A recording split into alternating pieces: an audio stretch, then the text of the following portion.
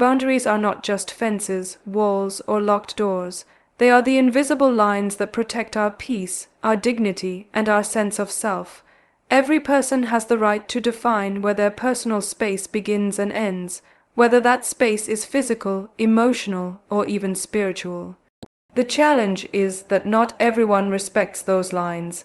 Some see boundaries as obstacles, as challenges to overcome, as invitations to push further, when in truth, boundaries are what allow relationships, communities, and societies to function in harmony.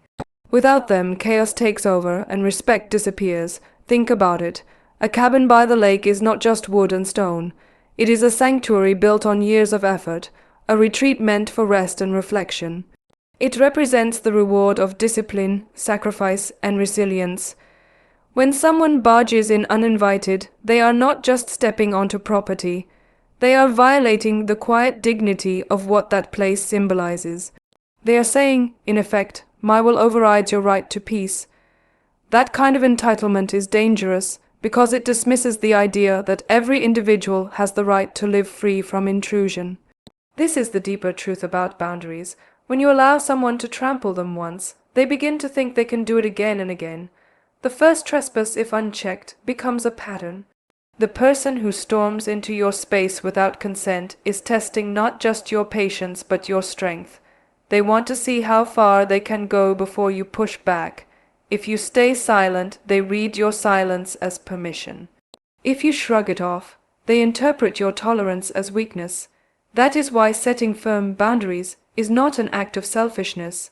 It is an act of self-respect. But boundaries are more than physical. Words themselves can cross boundaries. A sharp tongue, a condescending tone, or accusations hurled in anger can cut as deeply as someone physically barging into your life. Emotional boundaries are just as vital as physical ones.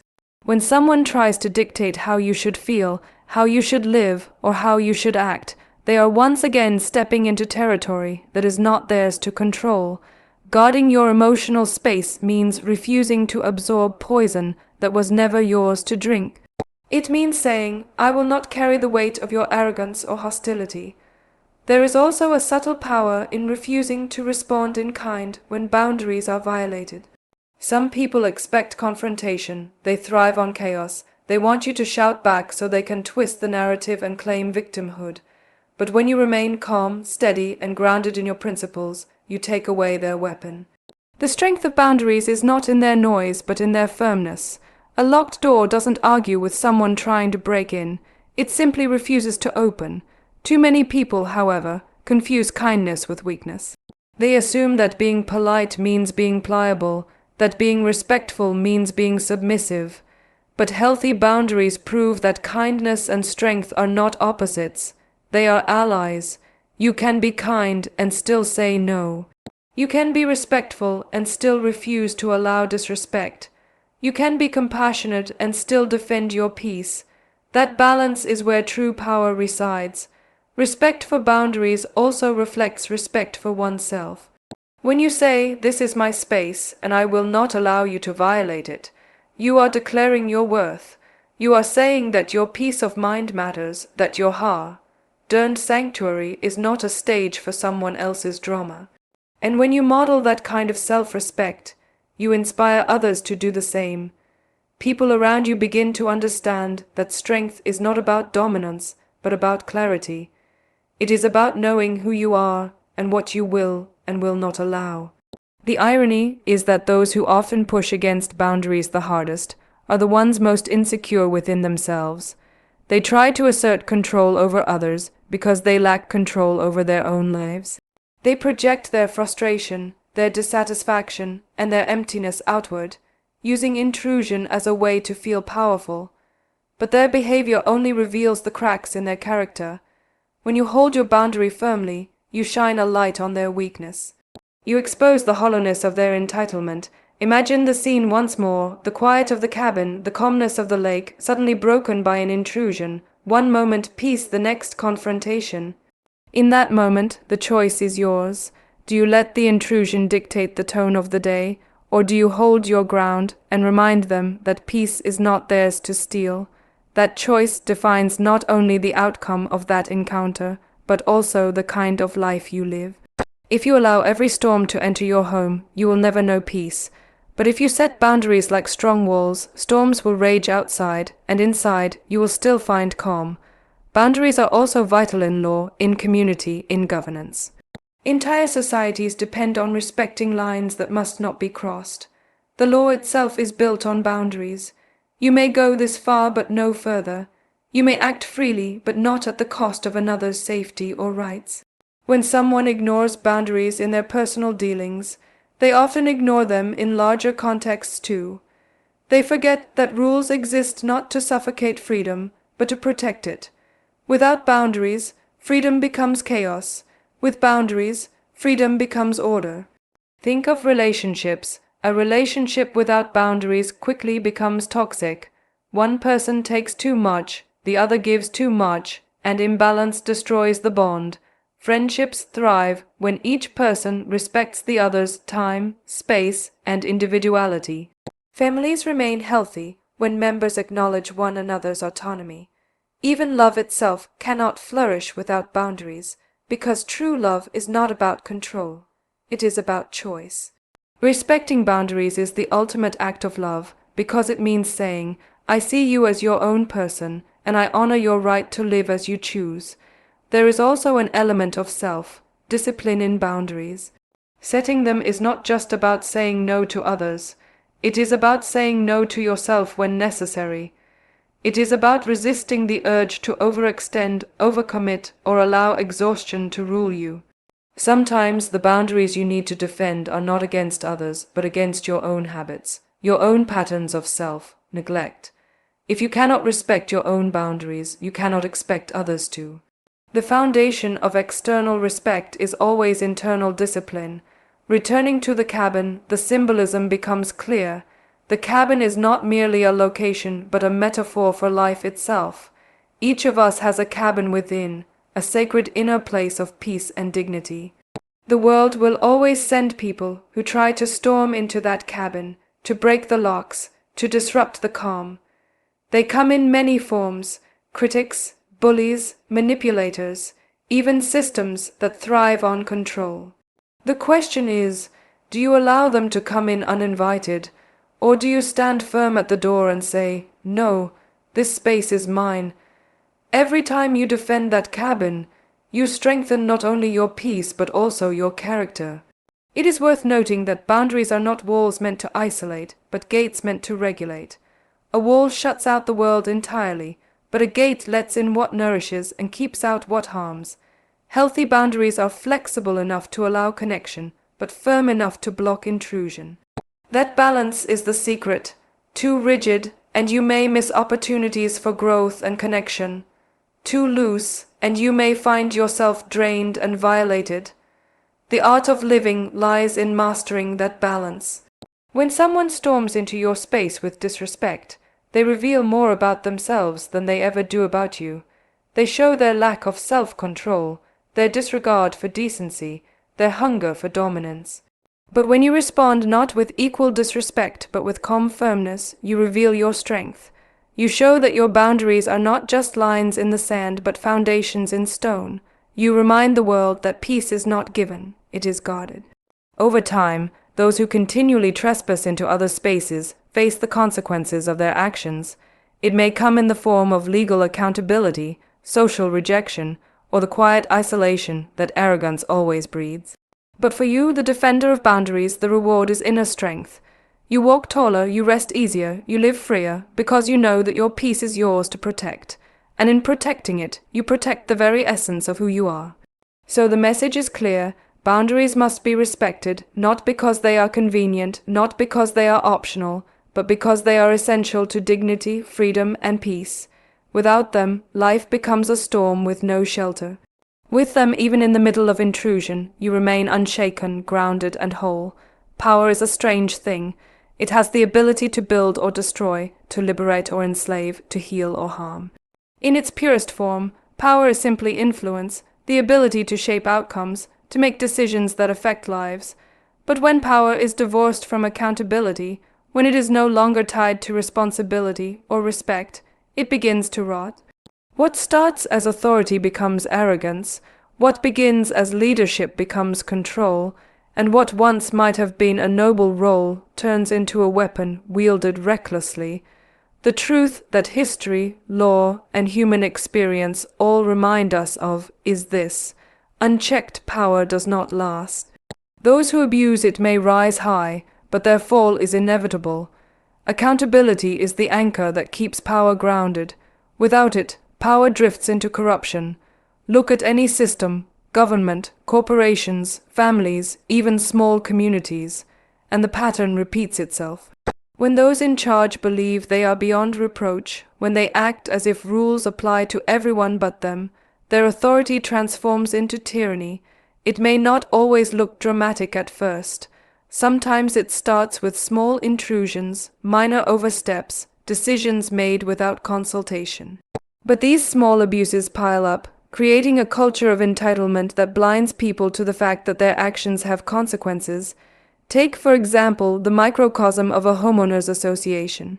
On the surface, it exists to maintain order, to ensure that community standards are upheld, that properties retain value, and that everyone enjoys a certain quality of life. But in the wrong hands, that authority is twisted. Rules that were meant to serve the community become tools to harass individuals. Guidelines intended to protect freedom become chains that restrict it. And soon, the people entrusted with power begin to believe they are the law itself. They forget that they are stewards, not rulers. That forgetfulness is the seed of their downfall. The moment someone begins to act as if they are untouchable, the clock begins ticking. Power without accountability might win short-term victories, but it always loses in the long run. Why? Because humans have an innate sense of justice. Deep down, people recognize when something is unfair, when a line has been crossed, when arrogance has replaced service. Even those who remain silent in the face of abuse of power carry a growing resentment, and that resentment eventually finds a voice. That voice may come in the form of a neighbor refusing to be intimidated, a judge enforcing the law, or a community finally uniting against injustice. And when that voice rises, the so-called powerful realize they were never as secure as they believed. The cabin incident reflects this dynamic in a deeply symbolic way. Someone storming in uninvited believed their position gave them the right to impose their will. They were convinced that rules bent to their interpretation, that authority shielded them from consequence. Yet in that very moment the irony unfolded. A higher power, one with true accountability, was already in motion. The presence of the law, embodied in the meeting with the U.S. District Judge, was a reminder that no matter how loudly someone shouts, there is always a greater authority that demands responsibility. What was intended as an act of dominance became an act of exposure. The arrogance of barging in was not just disrespect, it was self-sabotage. This is how downfall works. It is rarely sudden. It builds slowly, fed by repeated acts of entitlement, watered by the belief that one is invincible. But each act erodes credibility. Each abuse chips away at trust. Each violation stacks evidence against the abuser. And eventually, the weight of those choices becomes too heavy to bear. The fall comes not because of one grand mistake, but because of hundreds of small ones ignored. It comes because accountability cannot be avoided forever. History provides countless examples. Leaders who ruled with iron fists but failed to answer to their people eventually faced rebellion. Executives who manipulated systems for personal gain found themselves in courtrooms, their empires crumbling overnight. Even in personal lives, individuals who misuse trust, whether in relationships, friendships, or small communities, eventually find themselves alone, abandoned by those they sought to control. Power without accountability is like building a house on sand. It may look impressive for a time, but sooner or later the foundation collapses. What is striking is that many who abuse power cannot see their downfall coming. They become so blinded by arrogance that they believe they are immune to consequences. They mistake fear for respect, silence for agreement, compliance for loyalty. They cannot comprehend that the very people they step on are the ones holding them up. They fail to realize that once support is withdrawn, their authority evaporates. This blindness is their undoing, for arrogance always dulls perception. In contrast, true leaders understand accountability not as a burden but as a shield. They welcome scrutiny because they have nothing to hide. They respect the boundaries of their authority because they know power is a trust, not a possession. They see service, not control, as the essence of leadership. And because of that, their influence lasts. Their legacy is built not on fear but on respect, not on coercion but on integrity. Accountability does not weaken their power, it strengthens it because it roots it in trust. The story of power without accountability is not limited to public figures or organizations. It plays out in everyday life. Consider a manager who uses their title to belittle employees rather than inspire them.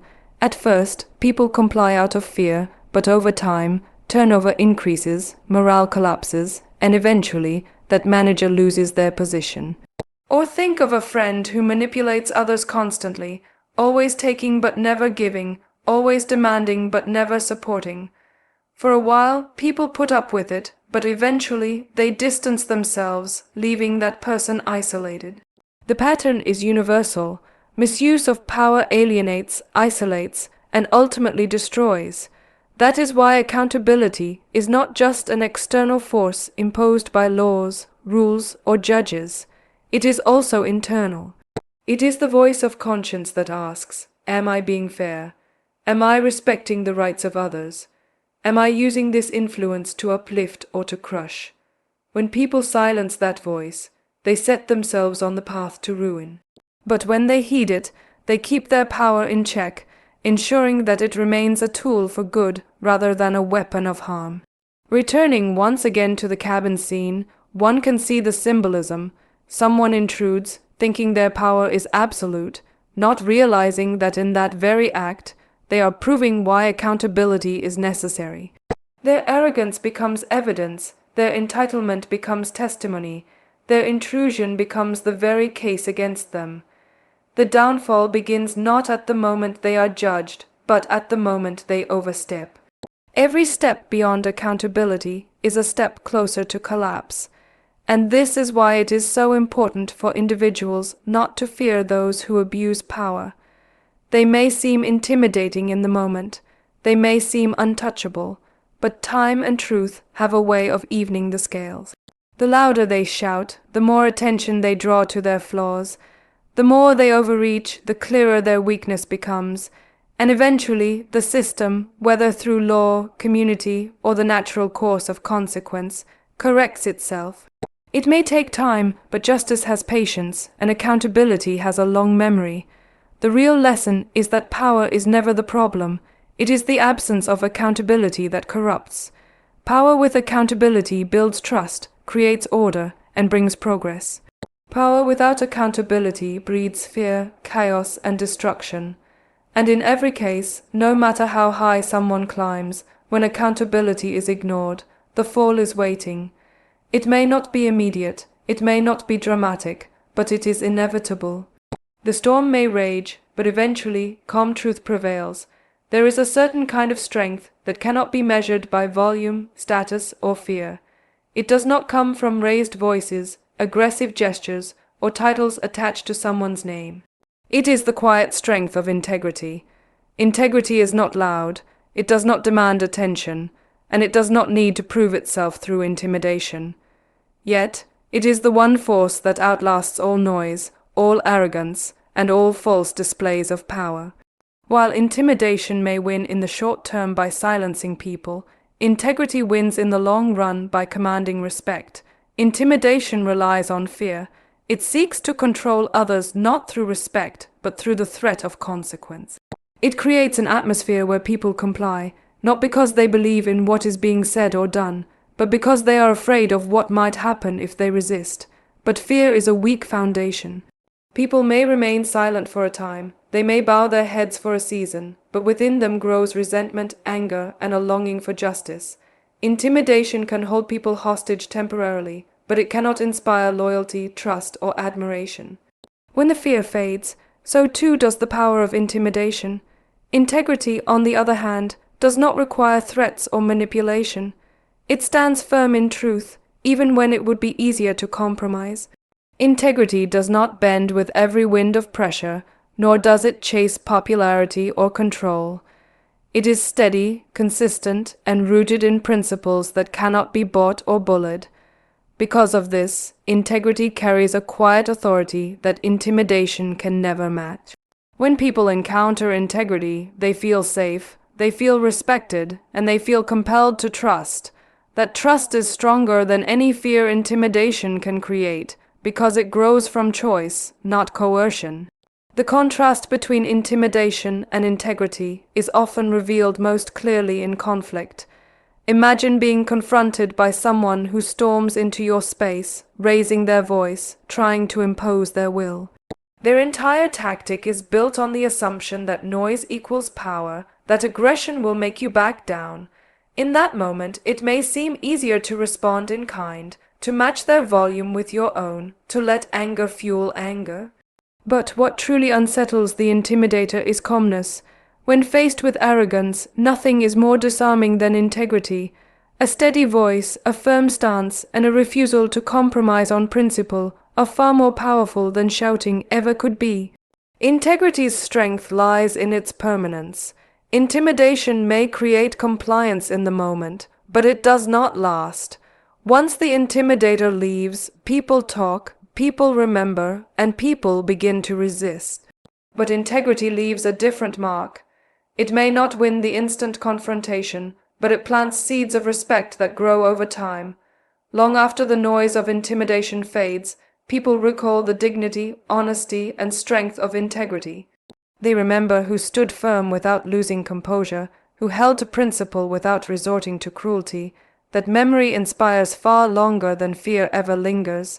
Consider the scene of the cabin again. Someone barges in, full of hostility, expecting to intimidate. They believe their aggression gives them power, that their presence will unsettle and control. But instead of collapsing under the pressure, imagine standing tall, calm, unshaken. That moment illustrates the triumph of integrity over intimidation. Because integrity does not flinch, it does not give away power by reacting emotionally. It knows that truth does not need to shout. And while intimidation may have volume, integrity has weight. The world often mistakes noise for strength, but history has always proven otherwise. Great movements, revolutions, and transformations were led not by those who bullied, but by those who stood unwavering in integrity. The most respected leaders were not the loudest, but the most principled. They endured threats, insults, and attempts at intimidation, yet they held fast to their values. And in the end, they changed the world, not because they forced people into submission, but because they inspired them through truth. Intimidation also reveals weakness. When someone relies on intimidation, it is usually because they lack true authority. They compensate for insecurity by projecting aggression. Their fear is that if people see them as they really are, without the noise, without the force, they will lose influence. Integrity has no such fear. Integrity does not need to prove itself because it has nothing to hide. It is the same in private as it is in public, the same under pressure as it is in peace. That consistency is what makes it powerful. The beauty of integrity is that it cannot be taken away by others. Intimidators may try to insult, belittle, or humiliate, but they cannot strip away integrity. It belongs solely to the person who holds it. Even if circumstances change, even if one is outnumbered, integrity remains a shield that no amount of noise can penetrate. That shield may not stop someone from shouting, but it ensures that shouting never defines the truth. And when all is said and done, integrity outlasts every accusation, every attempt at intimidation, because truth endures while lies collapse. Integrity also builds resilience. Those who live by integrity learn how to remain calm in storms, how to stand firm in uncertainty, and how to choose principle over convenience. Intimidation may shake others, but it cannot shake someone rooted in integrity. This resilience does not mean life becomes easy, but it means that life becomes steady. Challenges still come, intrusions still happen, but they do not break the one who has chosen integrity as their foundation. What is most powerful is how integrity influences others. People watching from the sidelines may not always speak, but they are always observing. When they see intimidation, they recognize insecurity. When they see integrity, they recognize strength, and even if they remain silent in the moment, they carry those impressions with them. Over time, the one who led with intimidation finds themselves isolated, while the one who led with integrity finds themselves surrounded by trust. Influence built on integrity spreads farther and lasts longer than influence built on fear. In personal life, this principle is just as true. A parent who tries to intimidate children into obedience may succeed for a while, but once fear fades, resentment replaces it. A parent who leads with integrity, however, earns not just obedience but lifelong respect. In friendships, intimidation may silence conflict, but it erodes trust. Integrity, even when it requires hard truths, strengthens bonds. In work, intimidation may extract performance in the short term, but it crushes creativity and morale. Integrity inspires people to give their best willingly. In every sphere of life, integrity creates loyalty where intimidation creates resistance. It is also important to recognize that integrity is not passive. It does not mean avoiding confrontation or staying silent in the face of wrongdoing. Integrity speaks up, but it does so with clarity rather than chaos. It confronts, but it does so with principle rather than aggression. It stands up, but it does so with courage rather than cruelty. This balance is what makes integrity so powerful. It resists without becoming destructive. It defends without becoming offensive. It fights without losing dignity. The downfall of intimidation is inevitable because it relies on force rather than truth. Force eventually meets resistance, and when resistance grows stronger, force collapses. Truth, however, does not collapse. It may be buried, it may be ignored, it may even be attacked, but it cannot be destroyed. Integrity is simply the daily practice of living that truth. It does not need validation, it does not chase applause, it simply endures. And in enduring, it defeats intimidation every time. The cabin, once more, symbolizes more than a physical place. It is the inner sanctuary of a person's spirit. When intimidation storms in, it tries to disrupt that sanctuary, to shake the walls, to rattle the peace. But integrity stands at the door, calm and unyielding, refusing to let noise define the atmosphere inside. No matter how forceful the intruder, integrity ensures that the inner cabin remains intact. And when the storm passes, as all storms eventually do, integrity still stands. This is why intimidation always fails. It creates enemies instead of allies, fear instead of trust, silence instead of dialogue. Integrity, in contrast, builds allies, nurtures trust, and fosters dialogue. It may not silence critics instantly, but it wins them over with time. It may not crush opposition immediately, but it wears it down with patience. In the battle between noise and truth, between arrogance and principle, integrity is always the victor, not because it shouts the loudest, but because it stands the longest.